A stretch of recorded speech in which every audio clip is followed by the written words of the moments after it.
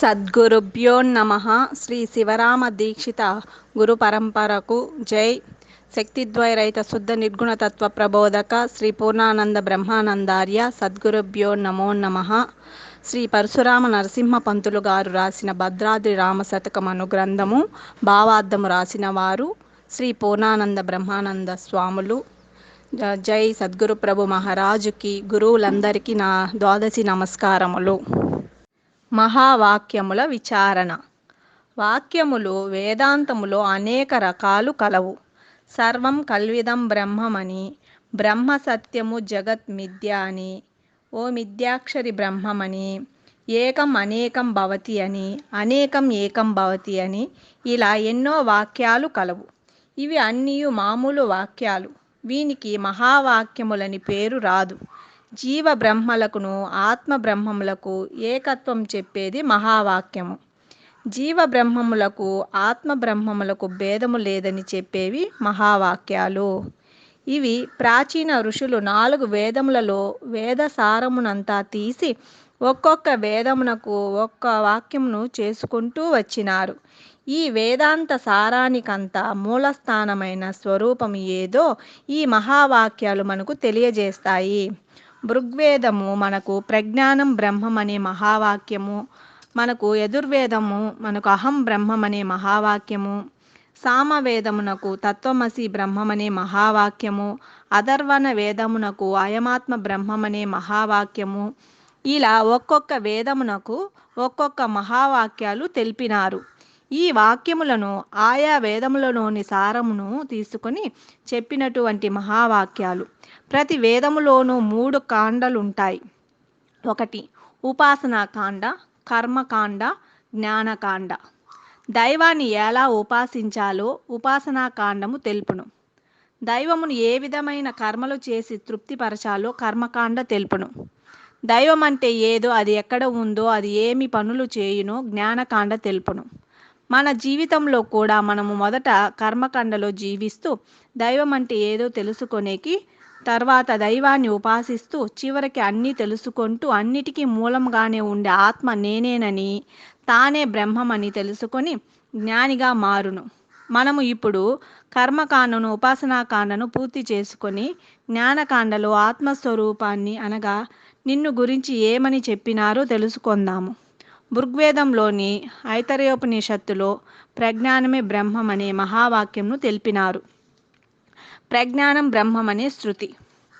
శ్రవణేంద్రియంబుల శబ్దముల్ వినుచుండు, చర్మేంద్రియంబుల స్పర్శలెరుగు, చక్షురింద్రియంబుల వీక్షించు రూపముల్, రూఢిగా జిహ్వచే రుచులనెరుగు, గ్రాణరంధ్రంబుల గ్రంథమాగ్రానించు, వాక్కుల వచయించు వాక్యములను, ఏ జ్ఞానమున ఇన్నిటెరుంగు ఆ జ్ఞానమే ప్రజ్ఞానంబని శృతులు బలుకుచుండు, అట్టి ప్రజ్ఞాన లక్షార్థ అనుభవంబు నీ స్వరూపంబు నిక్కంబు నిజపదంబు.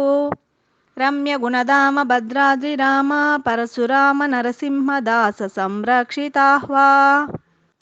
ఏ జ్ఞానము చేత శ్రోత్రములతో శబ్దాలను వినుచున్నామో, ఏ జ్ఞానము చేత చర్మము ద్వారా స్పర్శ ఎరుగుచున్నామో, ఏ జ్ఞానము చేత నేత్రముల ద్వారా చూస్తున్నామో, ఏ జ్ఞానము చేత నాలుక ద్వారా రుచులను ఎరుగుచున్నామో, ఏ జ్ఞానము చేత ముక్కు ద్వారా వాసనలను ఎరుగుచున్నామో, ఏ జ్ఞానము చేత నోటితో మాట్లాడుచున్నామో ఆ జ్ఞానము ప్రజ్ఞానము. ఇదే ఈ శరీరంలో బ్రహ్మము. ఎందుకనగా ఇంద్రియాలకు స్వశక్తి లేదు. కర్త ఈ జ్ఞానమే కావున ఎక్కడికి పోయినా ఇదే బ్రహ్మ పదార్థము. ఏ ఇంద్రియములోనికి పోయినా ఇదే తెలుసుకోవాలి. కావున ఇదే అనగా ప్రజ్ఞానమే బ్రహ్మము. ఒకసారి జనక మహారాజు పండిత సభను ఏర్పాటు చేసి ఏది బ్రహ్మము అని అడిగినాడు. ఒక పండితుడు లేచి, సకల కర్మలకు సకల సాధనలకు శరీరమే కారణము, కావున శరీరమే బ్రహ్మము అని చెప్పినాడు. రాజు మీకందరికీ సరిపోవునా? శరీరమే బ్రహ్మమంటేనని అడగగా మరొక పండితుడు లేచి, శరీరము జడమైనది, ఇది నిద్రపోయినప్పుడు ఏమీ ఎరుగలేదు. ఇంత శరీరమును చెడిపోకుండా రక్షించేది ప్రాణము, కావున ప్రాణమే బ్రహ్మమని చెప్పినాడు. రాజుగారు, ప్రాణమే బ్రహ్మము అంటే మీకందరికీ సమాధానమేనా అని మిగతా పండితులను అడుగగా, అందులో ఒక పండితుడు లేచి, నేను శరీరమును ప్రాణములు రెండు బ్రహ్మము కావు. నిద్రలో శరీరము ప్రాణము రెండు జడములే. వీటికి తెలివి లేదు. మనసు ఈ శరీర ప్రాణములను నడిపిస్తాది, అన్నిటినీ తెలుసుకొంటాది. కావున మనసే బ్రహ్మమని తెలిపినాడు. రాజు పండితులను అడిగినాడు, మీకందరికీ మనసే బ్రహ్మమంటే సరిపోవునా అన్నప్పుడు మరొక పండితుడు లేచి, మనసు బ్రహ్మము కాదు, ఇది నిరంతరము అనేక సంకల్ప వికల్పాలలో తిరుగుచుండును. దీనికి నిర్ణయ జ్ఞానము లేదు. నిర్ణయించి విచక్షణతో సర్వమును తెలుసుకుని బుద్ధి బ్రహ్మమని చెప్పినాడు. రాజుగారు మిగతా పండితులను, మీకందరికీ బుద్ధి బ్రహ్మం అంటే సరిపోవునా అని అడుగగా, ఒక పండితుడు లేచి, నేను బుద్ధిని బ్రహ్మము అంటే ఒప్పుకోను. ఈ బుద్ధి ఒక అవస్థలో ఉంటే మరొక అవస్థలో ఉండదు. ఇది శరీరము, ఇది ప్రాణము, ఇది మనసు, ఇది బుద్ధి అని వీటికి విలక్షణంగా ఉండి వీటినన్నిటినీ ఏదైతే తెలుసుకుంటున్నదో ఆ జ్ఞానమే బ్రహ్మము. ఇదే ఈ శరీరంలో పెద్ద వస్తువు. కావున ప్రజ్ఞానమే బ్రహ్మము అని చెప్పగా, రాజు మిగతా పండితులందరూ ప్రజ్ఞానమే బ్రహ్మమని నిర్ణయించినారు.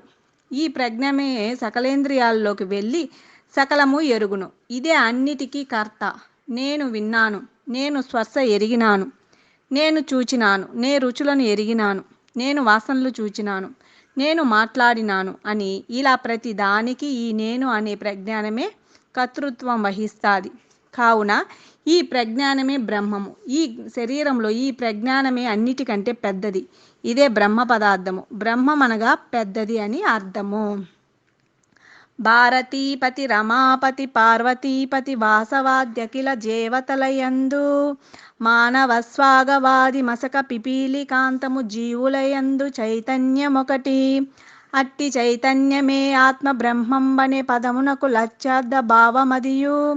కమల జాతి పిపీలికాంత శరీరముల్ వాచ్యార్థములని వాటి వదిలితేను ఆ పరబ్రహ్మ చైతన్యమాత్మలనేటి వార్త భేదంబులే గాని వస్తు ఒకటే.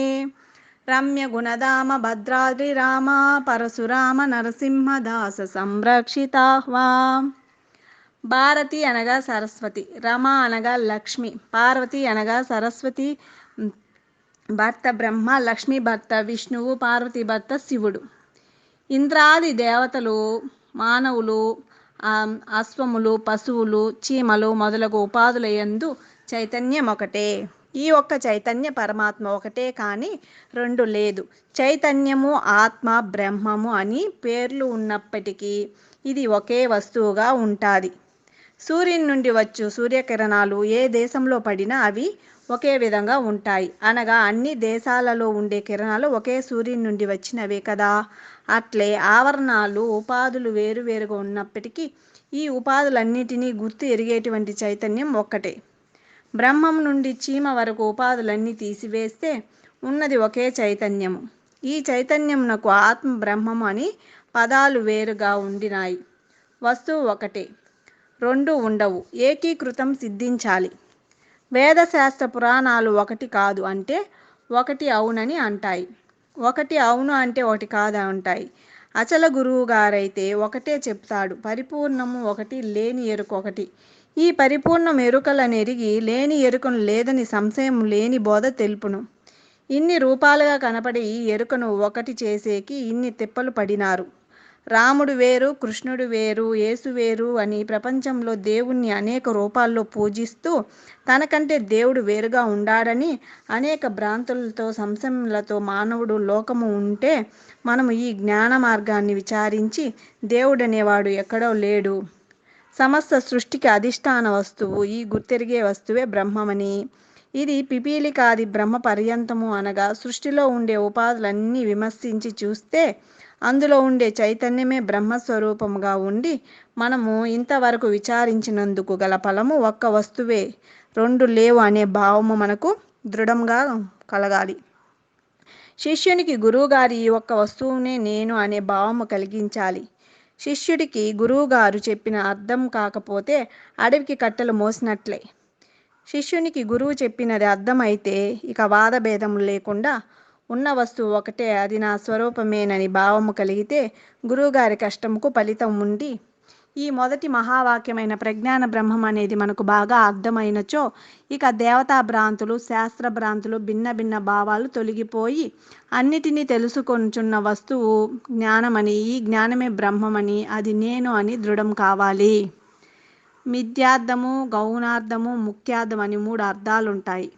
నేను అంటేనే మనకు ఏమి అర్థం వస్తుంది? నేను పలానా రామిరెడ్డిని, నేను పలానా కులమునకు చెందినవాడను, నేను పురుషుణ్ణి అని, నేను 6 అడుగులు ఎత్తుకలనని, ఇలా శరీరానికి ఉండే లక్షణాలన్నీ నావేనని అంటాము. ఈ శరీరము బాగా విచారించి చూస్తే ఆత్మ నివసించే ఈ 3 అవస్థల్లో మాత్రమే కనపడేది ఈ శరీరము. ఆత్మకు 4 పాదములు ఉంటాయి: జాగ్రత్త, స్వప్నము, సుషుప్తి, తుర్యము అని. ఈ 4 అవస్థల్లో అనుభవించే విధానంలో ఈ స్థూల శరీరం ఒకటి. ఈ స్థూల శరీరంనే నేను అని మిగతా 3 అవస్థలు విచారించక ఈ జాగ్రత్త అవస్థలో కనపడే ఈ స్థూల శరీరం నేనేనని అనుకుంటాము. ఈ విధంగా అనుకోవడంనే మిథ్యాత్మ భావన అంటారు. బ్రతికి ఉన్నప్పుడు ఈ అవస్థలో గల శరీరము స్వప్నంలో కానీ సుషుప్తిలో కానీ కనపడదు. ఆ అవస్థలు వచ్చినప్పుడు ఇది ఊరకనే ఉంటుంది. ఈ అవస్థల్లో ఉండే శరీరముల్ని నిజమని నమ్ముకుంటాము కనుక దీనిని మిథ్యాత్మవాదము అంటాము. ఇది చనిపోయిన తర్వాత మిథ్య కాదు, బ్రతికి ఉన్నప్పుడే ఇది మిథ్య అవస్థలో పనిచేయదు కనుక మిథ్య. ఇటువంటి శరీరముని నేను అని వాదము చేస్తారు కనుక ఇది మిథ్యాత్మవాదము. ఇక గౌణార్థము, నేను అనే దానికి గౌణార్థం ఎట్లా వస్తుంది అంటే, నేను ఏ జన్మలో ఏ పాపము చేసి ఉంటినో ఈ జన్మలో అనుభవిస్తూ ఉండాను. ఇప్పుడు చేసిన పాపాలు ఏ జన్మలో అనుభవించవలేనో అని ముందు జన్మలను వెనుక జన్మలను ఒప్పుకుంటూ సూక్ష్మ శరీరమే నేను అని అనుకోవడము గౌణార్థము. ఈ స్థూల శరీరము జన్మలను ఎత్తదు, ఎందుకనగా ఇది ప్రతి జన్మలోనూ పంచభూతాల్లో కలిసిపోవును. ఇక జన్మలను ఎత్తుకుంటూ పోయేది సూక్ష్మ శరీరము, అదే నేనని అనుకొని అభిమానంతో మాట్లాడుకోవడము గౌణార్థము. స్థూల శరీరంను అభిమానించడము మిథ్యాత్మవాదము, సూక్ష్మ శరీరంను అభిమానించడము గౌణార్థము. ఇక ముఖ్యార్థము, దీనికి ఈ స్థూల సూక్ష్మ శరీరాల ఆత్మకు తెలియబడుచున్నది. ఆత్మ ద్రష్టగా ఉంటుంది, ఇవి దృశ్యములుగా ఉంటాయి. కావున అహం అనే పదానికి ఏ నిజమైన అర్థము అనగా, వీటినన్నిటిని గుర్తెరిగే స్వరూపమైన ఆత్మకే అహము అనే పదానికి అర్థం వస్తుంది. మిగతా వాటికి అహం అనే పదానికి అర్థం రాదు. ఈ శరీరము అహం అని అనలేదు. అహం అనే గుణము దీనికి ఉంటే పూడ్చేటప్పుడు కానీ కాల్చేటప్పుడు కానీ ఎందుకు నన్ను ఇలా చేస్తున్నారని అడిగేది. ఎందుకు అనలేదనగా, ఈ స్థూల శరీరమునకు అనేక గుణములు లేదు, ఆత్మ నిర్వికారము కావున శరీరమును వదిలిపెట్టిది అనలేదు. శరీరంలో ఉండినప్పుడు ఈ ఆత్మ కూడా అనగలుగును. ఇది స్థూల శరీరమని, ఇది సూక్ష్మ శరీరమని ఏ చైతన్య రూపమైన ఆత్మ తెలుసుకుంటున్నదో అదే అహం అనే పదానికి ముఖ్య అర్థము. ఈ నిజార్థము ఎప్పుడు తెలుసుకొన్నో అప్పుడు ఇది బ్రహ్మము అగును. ఈ స్థూల శరీరమును బ్రహ్మమని అనరాదు, అన్నా కూడా చెల్లదు. మనసును బ్రహ్మమన్నా చెల్లదు, ఇది ఎప్పుడు మార్పు చెందుచుండును. కావున ఏ రూపంలో అహం బ్రహ్మమని సాక్షి స్వరూపమైనటువంటి ఆత్మస్వరూపాన్ని తెలుసుకున్నప్పుడు అహం బ్రహ్మం అనాలి. కానీ ఈ మధ్యలో మాటలతో అహం బ్రహ్మం అంటే అది వాచా వేదాంతం అవుతుంది, దానికి సరి అయిన అర్థము ఉండదన్నమాట. ఋగ్వేద కాండము అహం బ్రహ్మస్మి, అహం బ్రహ్మస్మి అనేటువంటిది యజుర్వేద జ్ఞానకాండము బృహదారణ్యకోపనిషత్ యాజ్ఞవల్క మహాఋషి చెప్పినారు. అహం అనేటువంటి వస్తువే బ్రహ్మమని చెప్పినారు. పరిపూర్ణమయ్యున్న పరమాత్మ బ్రహ్మ విద్యకు యోగ్యమైన కాయంబునందు బుద్ధికి సాక్షి అయి స్ఫురింపుచున్నది. అహమనే పదమునకు అర్థమనుచు పతిలేని దైస్వత పరిపూర్ణ పరమాత్మ బ్రహ్మ శబ్దమునకు అర్థంబు నిధియు అహమేవ బ్రహ్మ బ్రహ్మమహమని అన్న. యస్మనే పదమునకు అర్థమనుచు ఎరిగి వాచ్యార్థములనెల్ల పరిహరించి అనుభవ జ్ఞాని బొందు లక్ష్యార్థమందు రమ్య గుణధామ భద్రాద్రి రామ పరశురామ నరసింహదాస సంరక్షితాహ్వా. పరిపూర్ణమైనటువంటి పరమాత్మ బ్రహ్మ విద్యకు యోగ్యమైన శరీరము ధరించాలి. ఈ బ్రహ్మ విద్యకు కేవలము మానవ జన్మయే సరిపోదు. ఒకవేళ మానవ జన్మ వచ్చినా కూడా బ్రహ్మ విద్యకు యోగ్యమైన శరీరము ఉండాలి. ఒక దేవుని విగ్రహము చేయాలంటే అన్ని రాళ్ళు పనికిరావు, కోట్ల జనాభా ఉండిన బ్రహ్మ విద్యకు పనికి వచ్చే శరీరము అన్ని రాసులతో కూడి ఉంటుంది. యోగ్యమైన శరీరంలో బుద్ధికి సాక్షి అంటే మనసు బుద్ధుల యొక్క వ్యవహారాలు తెలుసుకుంటూ ఏదైతే బుద్ధికి సాక్షిగా ఉంటుందో అదే అహం అనే పదానికి సరి అయిన అర్థము. పతిలేనిదై స్వతః పరిపూర్ణమై పరమాత్మ స్వరూపము ఏదైతే ఉందో అది బ్రహ్మం అనే పదానికి అర్థం అవుతుంది. ఈ అహం అనేది అన్నింటికి సాక్షిగా ఉంటుంది. ఇది ఇంకో దాని యందు ఆధారపడకుండా తనకు తానే స్వతసిద్ధంగా ఉన్న వస్తువు ఏదైతే ఉందో అది బ్రహ్మం అనేటువంటి పదానికి లక్ష్యార్థము. ఆ అహమే త్వం అంటే అదే నేను, ఆ అహమే తత్ అంటే నేను, అది అనే భావంనే అస్మిన్ అనే పదానికి అర్థము. కావున అహం బ్రహ్మస్మి అంటే ఈ సమస్త ప్రపంచమునకు, దేహమునకు, ఇంద్రియములకు, మనస్సుకు, బుద్ధికి వీటన్నిటికీ సాక్షిగా ఉండి ఏదైతే నేను నేను అని పలుకుతా ఉందో అదే అహం అనే పదానికి లక్ష్యార్థము. సృష్టికి పూర్వము స్వయం సిద్ధమైనటువంటి బ్రహ్మం ఏదైతే ఉన్నదో ఈ జ్ఞాన విచారణ చేత ఈ బ్రహ్మము నేనే అనే ఐక్యభావము తెలియడమే అసి అనే పదాన్ని అదే అహం బ్రహ్మస్మి అనే స్థితిని పొందాలి. వాచ్యార్థములెల్ల పరిహరించి అనుభవ జ్ఞాని పొందు లక్ష్యార్థమందు తన నిజస్వరూపము బ్రహ్మమని ఎరిగినవాడు బ్రహ్మ లక్షణాలను కలిగి ఉండాలి. మాటలను నేర్చిన తన పూర్వ లక్షణాలను అట్లే పెట్టుకొని నేను బ్రహ్మమని అనరాదు. బ్రహ్మకు ఉండే లక్షణాలైన నిర్గుణము, సుఖదుఃఖ రహితము, సృష్టి స్థితి ప్రళయములకు సాక్షిత్వము, నిరాకారము, నిర్మలము, నిష్కర్మ, నిర్వికార మొదలైన గుణాలను నేను బ్రహ్మను అనే వారికి ఉండాలి. అహం బ్రహ్మస్మి, ప్రజ్ఞానం బ్రహ్మం, తత్వమసి బ్రహ్మము, అయమాత్మ బ్రహ్మమని మహావాక్యాలు నాకు తెలుసునని చెప్పుకుంటూ ఏ గుణములను విడవకుండా చిన్న విషయానికి పెద్ద విషయానికి అనగా ప్రతిదానికి తాను స్పందిస్తూ ఉంటే తెలుసుకొని తనకు సుఖం ఉండదు. ఎవరనాలి నేను బ్రహ్మమని అంటే ఎవరైతే ఏ గుణాలకు లొంగకుండా సాక్షిగా ఉంటారో వారే అనాలి. అందరూ నేను బ్రహ్మం అంటే సరిపోదు. ఎవరు అనే మాట వారే అనాలి అని అందరూ అంటే సరిపోదు. ఒక గురువు గారు ఇలా చెప్పుచూ రాజుగారితో ఎవరు చేసే పని వారు చేయాలి, ఎవరు మాట్లాడే మాట వారే మాట్లాడాలి, అప్పుడే ఆ మాటకు ఆ పనికి అర్థం ఉంటుంది అని అంటాడు.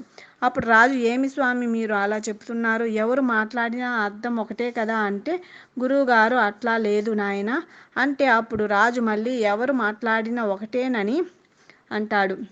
రాజుకు అర్థమయ్యేకి గురువుగారు అక్కడ గల భటులతో రాజును బంధించండి అంటాడు. ఒక్క భటుడు కూడా కదలడు. గురువుగారు ఓ మూర్ఖులారా మీకే చెప్పేది, రాజును బంధించండి, రాజును బంధించండి అని 2 సార్లు అంటాడు. ఒక్క భటుడు గురువుగారి మాట వినడు.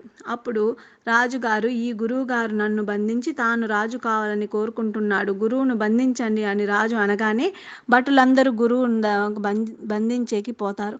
అప్పుడు గురువుగారు ఓ రాజా, ముందు నేను అన్నది కూడా అదే కదా, మరి నేను అన్నప్పుడు భటులు కదలలేదు, మీరు అంటనే వీరు బంధించేకి వస్తున్నారు. కావున మాట ఒకటే అయినా ఎవరు ఆ మాటను మాట్లాడితే విలువ ఉంటుందో వారే అనాలి. అందరూ అంటే విలువ ఉండదు. బస్సులో రైట్ అని ప్రయాణికులు చెబితే డ్రైవర్ వినడు, ఒక కండక్టర్ చెప్తేనే వింటాడు. కావున ఎవరంటే ఆ మాట చెల్లుతుందో వాడే అనాలి. అహం బ్రహ్మస్మి అని ఎవరనాలంటే పెద్దల దగ్గర సేవ చేసి సాంగోపాంగంగా బ్రహ్మ విద్యను అభ్యసించి అహం అనే పదానికి పూర్తి తాత్పర్యము తెలిసి బుద్ధికి స్ఫురించేటువంటి సాక్షి స్థానం అలంకరించి ఈ ఉపాధులన్నిటినీ తీసివేసి సృష్టికి మూల కారణమైన చైతన్య బ్రహ్మం నేనని ఎవరు అనుభూతిని పొందినాడో వాడే అనాలి అహం బ్రహ్మస్మి అని అన్నప్పుడు అది కుదురును. ఇక సామవేద జ్ఞానకాండం, ఇది చాందోకోపనిషత్ శ్వేతకేత ఉద్దాలవ సంవాద రూపకంలో తత్వమసి మహావాక్యం ఉంటుంది. ఇది ఉపదేశ వాక్యము. ప్రారంభంలో చెప్పిన బ్రహ్మం అంటే ఏది అనగా ప్రజ్ఞానం బ్రహ్మం అని ఇది మిది వాక్యము. తర్వాత చెప్పిన బ్రహ్మం అంటే ఏది అనగా అహం అనగా నేను అనేటువంటి అహం బ్రహ్మస్మి అనేది అనుభవ వాక్యము. ఈ 2 వాక్యాలను సామవేదంలోని తత్వమసి మహావాక్యము చెప్పిన తర్వాత చెప్పాలి. జహర్ లక్షణంతో తత్వమసి మహావాక్యాన్ని గురువు దగ్గర బాగా విచారించి ఈ వాక్యం యొక్క స్వరూపము స్వభావములు మనకు తెలియబడతాయి. దీనిని మనము రోజు అఖండ గురుస్థితిలో చెప్పుకుంటాము. అఖండ మండలాకారం వ్యాప్తం ఏన చరాచరం తత్పదం దర్శితం ఏన తస్మై శ్రీ గురవే నమః అనే శ్లోకంలో తత్పదములు చెప్పినాడు. స్థావర జంగమం వ్యాప్తం యత్కించ చరాచరం త్వంపదం దర్శితం ఏన తస్మై శ్రీ గురవే నమః అనే శ్లోకంలో త్వంపదము చెప్పినాడు.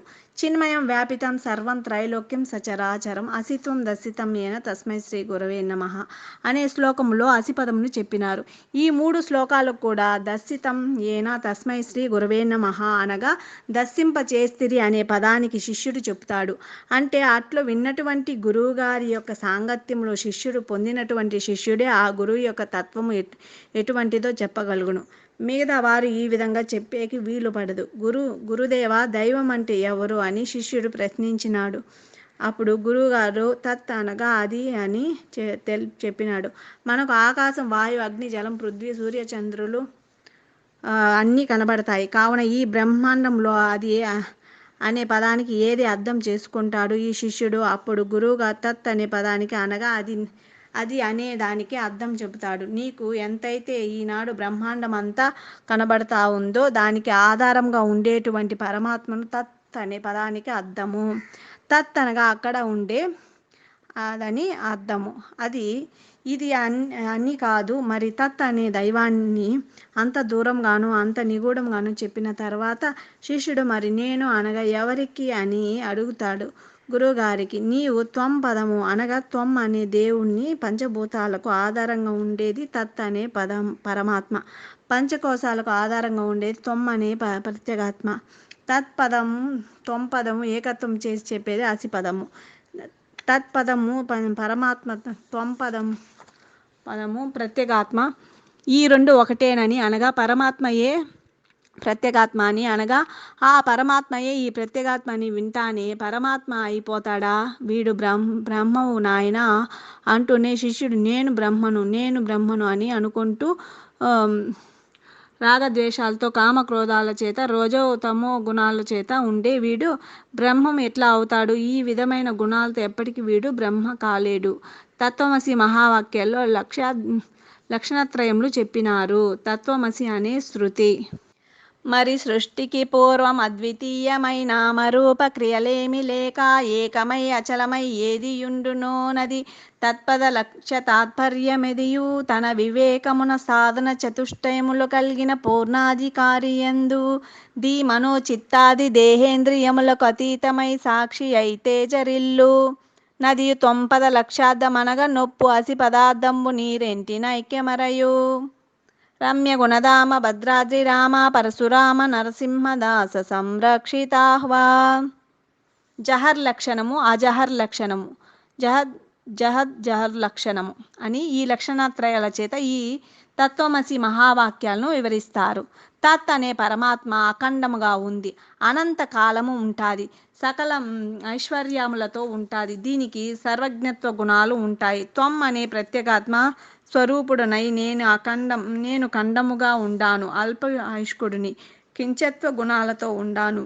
గుణాలలో ఉండే నేను పరమాత్మతో కలయిట ఏ విధంగా సాధ్యమగుననే సందేహం వచ్చింది. అప్పుడు గురువుగారు భావత్యాగ లక్షణం చేస్తాడు.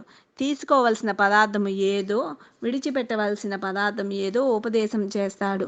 అంతా తీసుకొన్నా ఐక్యం చేయలేము, అంతా విడిచిపెట్టినా ఐక్యం చేయడానికి వస్తువు ఉండదు.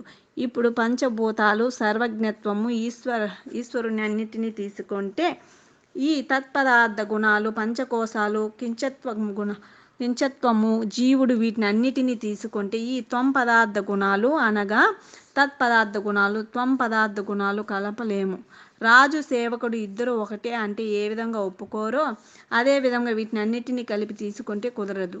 కావున అజహర్ లక్షణము ఇక్కడ ఒప్పుకోరు.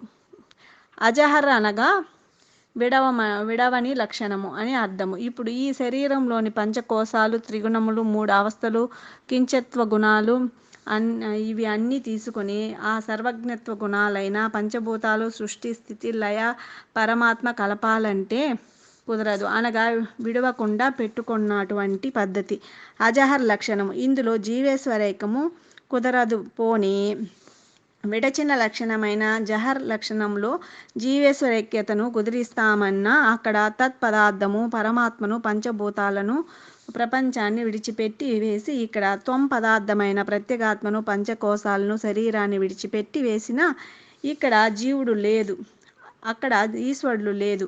ఇక ఐక్యము ఎవరికి చేస్తాము? అన్నీ విడిచిపెట్టినా కుదరదు. కావున విడవని లక్షణంలోనూ విడచిన లక్షణములోనూ జీవేశ్వరులకు ఏకత్వం ఎప్పుడూ రాదు. అందుకే గంగాయం ఘోషాయ అన్నారు. అనగా గొల్లపల్లె ఎక్కడ ఉంది అంటే గంగలో ఉంది అన్నాడు. అంటే గంగలో గొల్లపల్లె ఎక్కడైనా ఉంటుందా? ఉండదు. కాబట్టి ఇది నిజము కాదని పోయినాడు. వాడు గంగను గొల్లపల్లెను విడవకుండా తీసుకుంటే గంగా అనేది జలము కాబట్టి ప్రవాహంలో పల్లె ఉండేకి వీలు లేదు. కాబట్టి గంగలో గొల్లపల్లె లేదు. గంగను గొల్లపల్లెను రెండిటిని విడిచిపెట్టినాడు. ఈ విధంగా విడిచిన లక్షణంలో పల్లె చిక్కదు.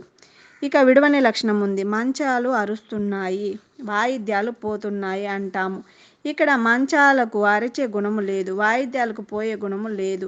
మంచం మీద నుండి మనిషి అరుస్తున్నాడు. ఇప్పుడు మంచమును తీసుకోవాలి, మనిషిని తీసుకోవాలి.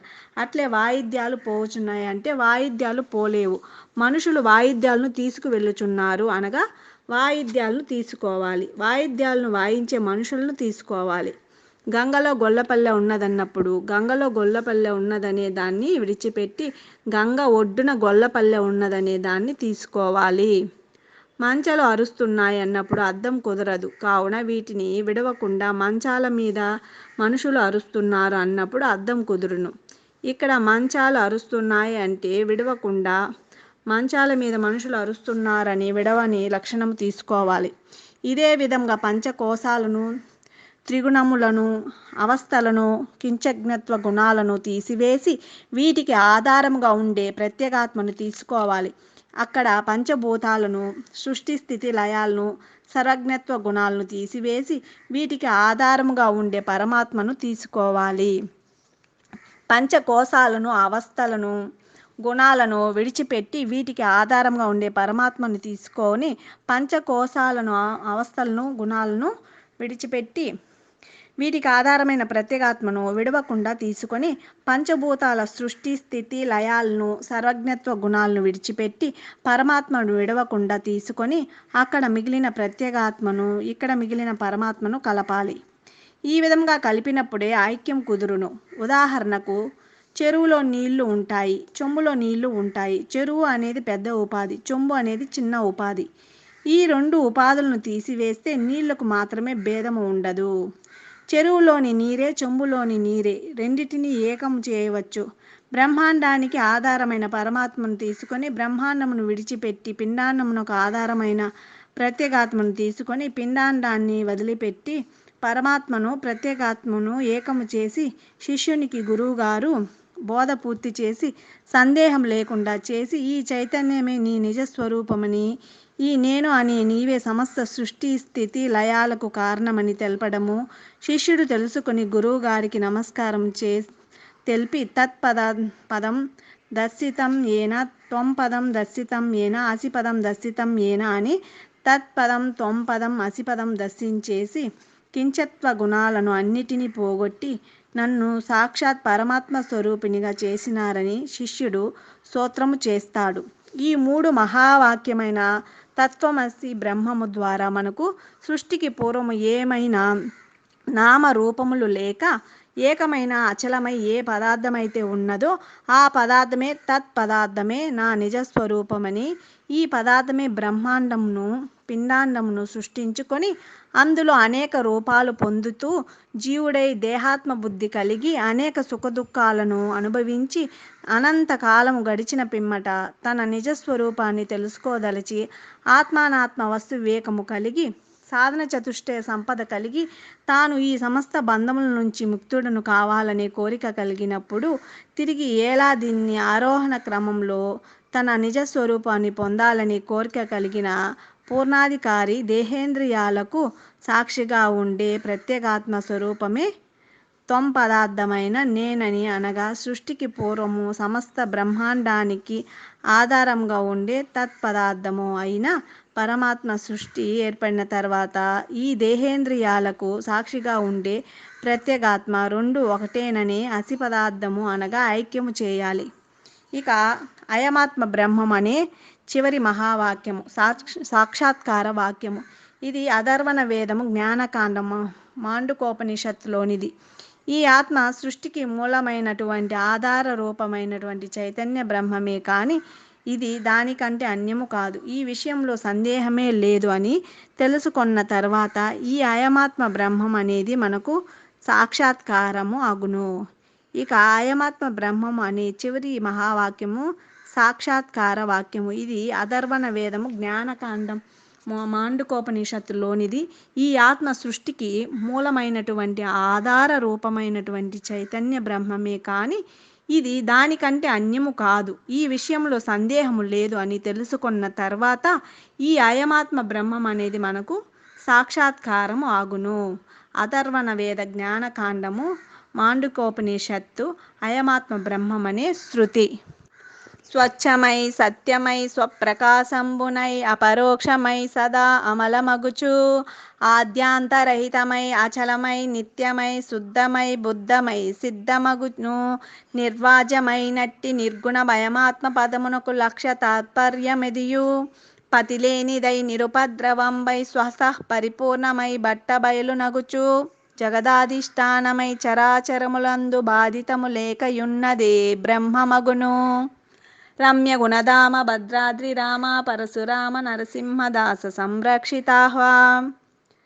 ఏ విధమైన మలినము లేకుండా స్వచ్ఛముగా అసత్యము కాకుండా అన్ని కాలాల్లో ఉండే సత్యమైనటువంటిదే ఇంకొక దాన్ని ప్రమేయం లేకుండా తనకు తాను ప్రకాశింపబడుచు ఏ వస్తువు అయితే స్వతఃశక్తితో ప్రకాశింపబడుచున్నదో మరుగు లేకుండా ఏదైతే ప్రత్యక్షముగా ఉన్నదో మలినము లేకుండా అమలముగా ఏ వస్తువైతే ఉన్నదో ఆది అంతరములు లేనిదై చలించకుండా అన్ని కాలాల్లో ఉంటూ శుద్ధముగా బుద్ధముగా సిద్ధముగా నిర్వాజ్యమై నిర్గుణమై ఉన్న వస్తువే బ్రహ్మము అనే పదానికి అర్థమవుతుంది.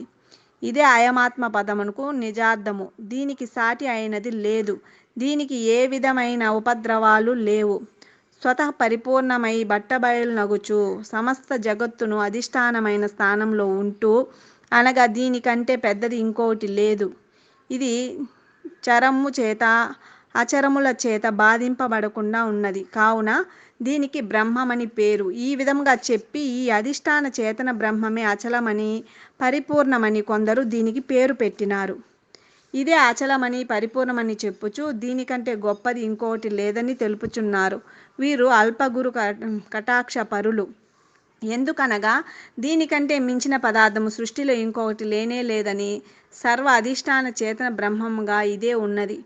కావున ఈ అధిష్టాన చేతన వస్తువు బ్రహ్మము కాదని ఇది ఆవరణ వస్తువని కలవంటిదని లేకనే తోచిన లేని బ్రహ్మమని దీన్ని అచలమని పరిపూర్ణమని అనరాదని దీనికి సంబంధము లేకుండా సర్వకాలాల్లో సర్వదేశాల్లో ఆది అంతములు లేకుండా సూది కొన మోపుటకు సందు లేకుండా ఉండే వస్తువు ఒకటి కలదని ఇది చలించుటకు ఎక్కడా సందు లేదు కావున దీనికి అచలమని పేరు సరిపోవునని ఇది ఒక చోట ఉండి ఒక చోట లేకుండా అంతటా కలదు కావున దీనిని పరిపూర్ణమన్నాలని చెప్పుచున్నారు.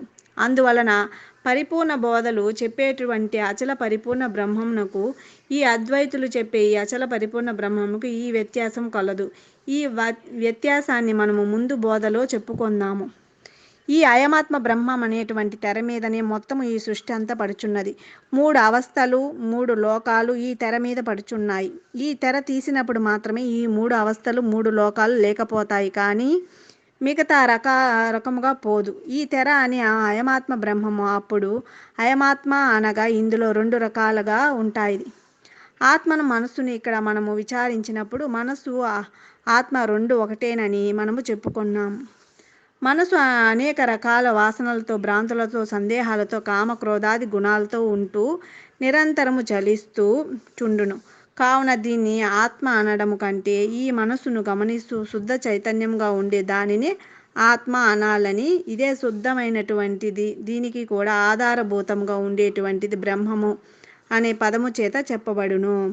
జగదాధిష్టానమైన చరాచర జగత్తుగా ఉండేటువంటిది ఏదైతే ఉందో మరియు బ్రహ్మాది పిపీలకాది పర్యాంతము ఉండేటువంటిదే ఈ ఆత్మ మరియు ఆ బ్రహ్మము 2 ఒకటే ఆవరణము అనేది ఉండటం వల్ల ఇది ఆత్మ అని.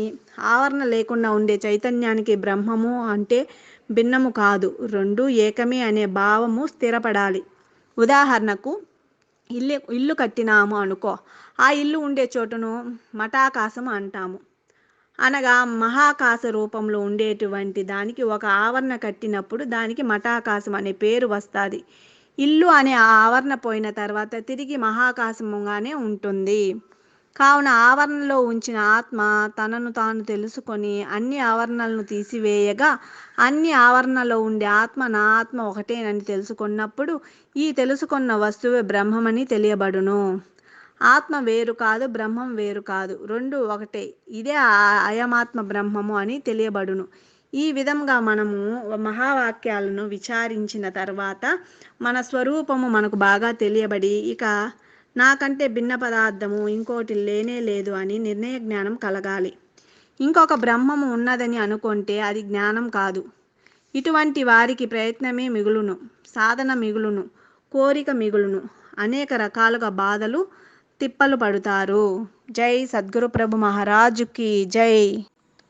అల చతుర్వేద మహావాక్యములయందు నీవే బ్రహ్మవు బ్రహ్మ నీవే అనుచు ఉపనిషద్ భాష్యంబులూహించి వెతకిన నీవే బ్రహ్మవు బ్రహ్మ నీవే అనుచు యోగ శాస్త్రంబులో యుక్తి సాధించిన నీవే బ్రహ్మవు బ్రహ్మ నీవే అనుచు మంత్రశాస్త్రంబుల మర్మముల్ తెలిసిన నీవే బ్రహ్మవు బ్రహ్మ నీవే అనుచు వేదాంత సిద్ధాంత వేత్తలెల్ల నిశ్చయింతురు నిత్యంబు నిగమ వినుత రమ్య గుణధామ భద్రాద్రి రామ పరశురామ నరసింహదాస సంరక్షితాహ్వా.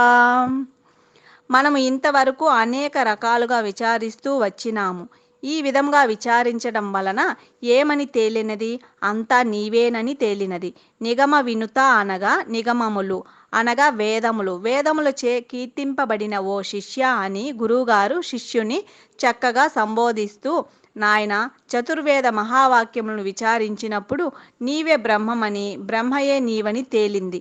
ఉపనిషత్తులన్నిటినీ విచారించి చూచిన పంచకోశములకు విలక్షణ రూపమైన ప్రత్యేగాత్మ స్వరూపము నీవేనని, నీవే పరమాత్మ స్వరూపుడువని అనగా నీవే బ్రహ్మమని, బ్రహ్మయే నీవని తేలింది. యోగ శాస్త్రములో అన్ని యుక్తులు సాధించి చూచిన నీవే బ్రహ్మమని, బ్రహ్మయే నీవని తెలిసినది. మంత్రశాస్త్రములు మనకు 7 కోట్లు కలవు. క్షుద్ర దేవతలు మంత్రాలు, సాత్విక దేవతా మంత్రాలు, యక్ష రాక్షసులను పూజించే మంత్రాలు, బూరిడ పెట్టే మంత్రాలు, బూటక మంత్రాలు, లోకంలో ఇలా ఎన్నో రకాల మంత్రాలు కలవు. ఈ మంత్రాలన్నిటినీ విచారించిన వీటిని ఏర్పాటు చేసిన కర్తవు నీవే, వీటిని అనుభవించే కర్తవు నీవేనని తెలిసినది. ఇలా వేదాలు, ఉపనిషత్తులు, యోగ శాస్త్రాలు, మంత్రశాస్త్రాలు విచారించినప్పుడు నీవే బ్రహ్మమని, బ్రహ్మయే నీవని తెలిసినది. ఇది ఎవరు చెప్పినది? సామాన్యుడు, మూర్ఖుడు, అజ్ఞానులు చెప్పినది కాదు. వేదాంత సిద్ధాంత వేత్తలైనటువంటి మహాత్ములు చెప్పినటువంటి భావము, నీ స్వరూపము సాక్షాత్ బ్రహ్మమేనని తెలిసినది.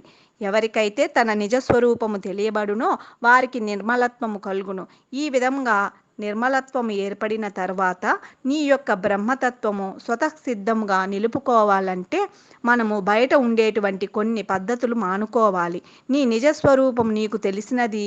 ఇట్లా తెలిసిన తర్వాత విలక్షణ జ్ఞానంలో మెలుగుతూ మన నిజస్వరూపంలో మనం ఉండాలి. ఇక ఏ దాన్ని కూడా అభిమానించకూడదు. ఇక నీవుగానే ఉండాలి. వరబ్రహ్మ క్షత్రియ వైశ్యాది వర్ణముల్ నీకు నెన్నడు లేవు నిశ్చయముగా. అల బ్రహ్మచర్యాది ఆశ్రమ ధర్మముల్ నీకు నెన్నడు లేవు నిశ్చయముగా.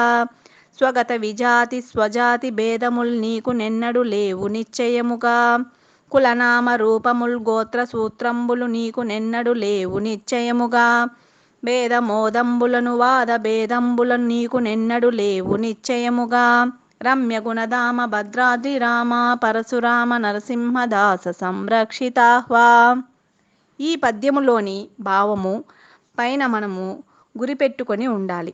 బ్రహ్మతత్వం భావము స్థిరపడి ఉందో, బ్రహ్మతత్వము నేను అని దృఢమైన తర్వాత ఇక బ్రాహ్మణ, క్షత్రియ, వైశ్య, శూద్రులు అనేటువంటి వర్ణములు నీకు లేవు అని గురువు చెప్పి, నాయన, నీకు ఈ కుల భేదములు ఏమీ లేవు, నీవు వీటిని అభిమానిస్తూ ఉండావు తప్ప వాస్తవముగా సాక్షాత్ బ్రహ్మస్వరూపమైన నీకు ఇవి లేవు. అదే విధంగా బ్రహ్మచర్యము, గృహస్థము, వానప్రస్థము, సన్యాసము, అవధూత అనేటువంటి ఆశ్రమ ధర్మాలు నీకు ఎన్నడూ లేవయ్యా అని నిశ్చయంగా తెలిపిన మాట. ఇది ఊరకే చెప్పేటువంటి మాట కాదు. బ్రహ్మస్వరూపుడైన నీకు స్వజాతి, విజాతి, స్వగత భేదాలు ఎన్నడూ నీకు నిశ్చయముగా లేవు. ఈ ఆత్మయందున ప్రతి ఒక్కరికి స్వజాతి, విజాతి, స్వగత భేదాలు ఎక్కువగా ఉంటాయి. ఇది జయించడం మహా కష్టము. నలుగురు బ్రాహ్మణులు కలిసితే స్వజాతి, బ్రాహ్మణులు వైశ్యులు కలిసితే విజాతి. ఒకే చెట్టు యందున ఆకులు, కొమ్మలు, పువ్వులు, కాయలు ఇలా అనేక రకాలుగా ఉండేది స్వగత భేదము. బ్రాహ్మణత్వం పొందిన తర్వాత దానికి ఇంకా వైశ్య, శూద్రాది వర్ణ భేదాలు ఉండవు. ఎందుకనగా ఈ బ్రహ్మతత్వమును అన్నిటి లోపల కూడా ఈ చైతన్య రూపమైన ఆత్మయే ఉంటుంది కాబట్టి వర్ణ భేదాలు ఉండరాదు. బ్రహ్మ జాతి ఒకటే ఆత్మస్వరూపము. ఇక దీని అందున స్వజాతి, స్వగత భేదాలు వాస్తవంగా ఉండవు. కానీ దీని అందున కల్పన చేస్తూ ఉండాము. ఇది తిరిగి భ్రాంతి మార్గమే తప్ప వేరే మార్గము కాదు. కాబట్టి ఈ విధముగా నీకు ఆత్మ ఒకటి స్వజాతి, ఆత్మ అంతఃకరణము కలిపితే విజాతి, ఆత్మ అంతఃకరణము శరీరము కలిపితే స్వగత భేదములు. శరీరంలో అనేక భేదములు ఉన్నాయి. కాళ్ళు, కన్నులు, చెవులు, చేతులు, ముక్కు, నోరు ఇలా అనేక ఇంద్రియాలు ఉన్నాయి.